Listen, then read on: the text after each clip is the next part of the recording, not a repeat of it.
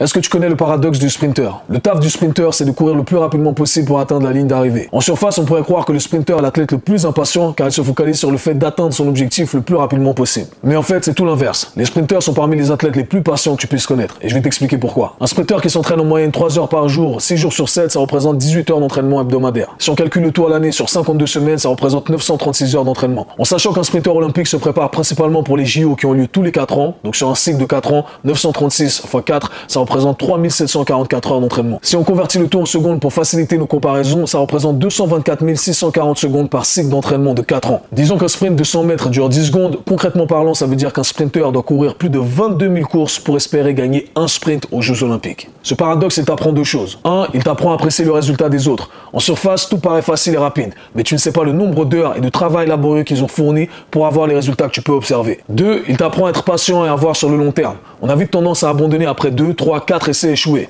alors qu'un sprinter, lui, est prêt à échouer plus de 22 000 fois pour espérer avoir un accomplissement. Alors sincèrement, dans cette industrie où on vous vend le quick fix et on veut avoir des résultats instantanés, tout ce que je peux vous souhaiter, c'est d'avoir la mentalité d'un sprinter.